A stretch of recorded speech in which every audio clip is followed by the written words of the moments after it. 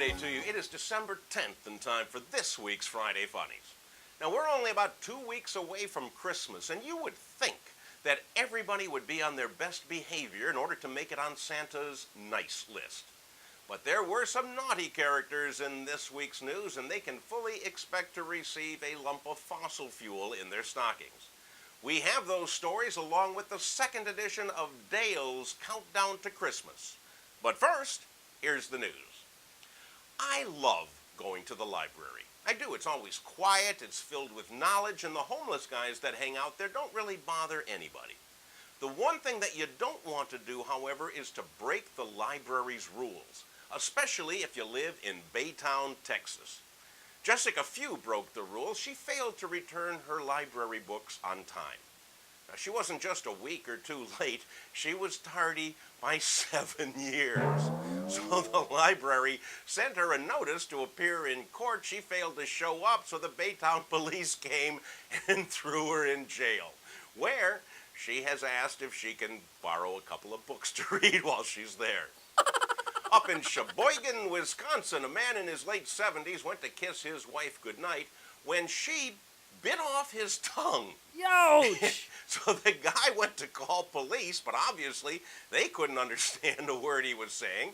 They sent paramedics. Now, when the paramedics showed up at the house, the couple was singing Christmas carols.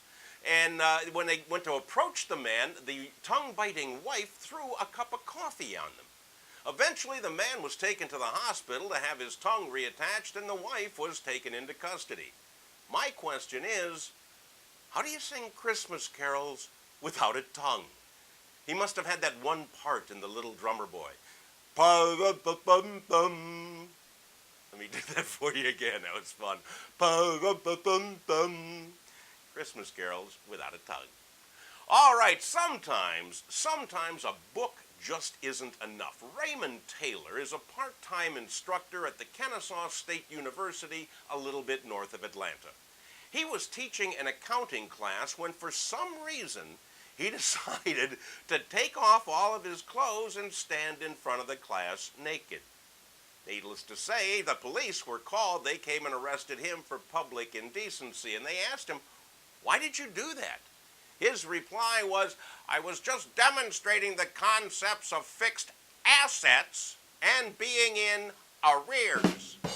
He was additionally charged with failure to reach maturity. All right, that's the news. Now here's our second edition of Dale's Countdown to Christmas. It's time for another edition of Dale's Countdown to Christmas, only 15 days remaining. And this week I would like to answer some questions that I received from readers and viewers about Christmas. Now, rather than answer these myself, I decided to contact a Christmas authority and placed a phone call to Santa Claus at the North Pole. I asked him these questions, and he gave me these answers. Question number 1, are all of Santa's reindeer still alive? Santa's answer was, "No, not all of them. Blitzen died from an alcohol overdose, and Donner died of mad cow disease. Comet and Cupid married in 1973 and have spawned several children and grandchildren who are filling vacancies in the harness today. One thing nobody talks about is that Rudolph was murdered by the original 8 when he threatened to take over as boss of the reindeer." Thank you, Santa. Here's our second question. When Frosty the Snowman melts, where does his soul go?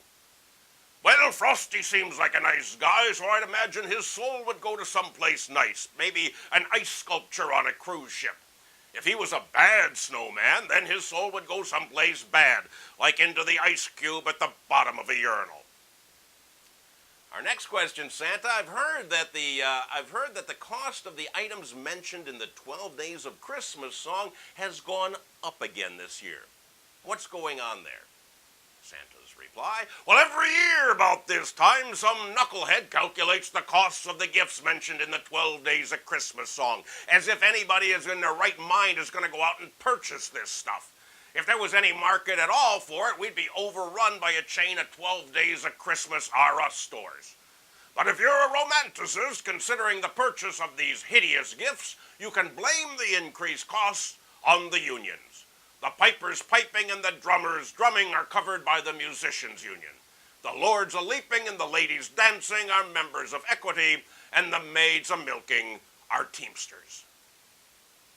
And our final question for Santa, what's tinsel made out of?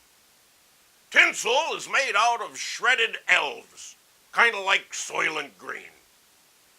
That's it for the questions. We'd like to thank Santa for his responses. Hey, if you got a question about Christmas, send it to me. I'll give him another call and get an answer for you next week. In the meantime, please pass this along to all of your friends and have yourself a wonderful weekend. See you next week.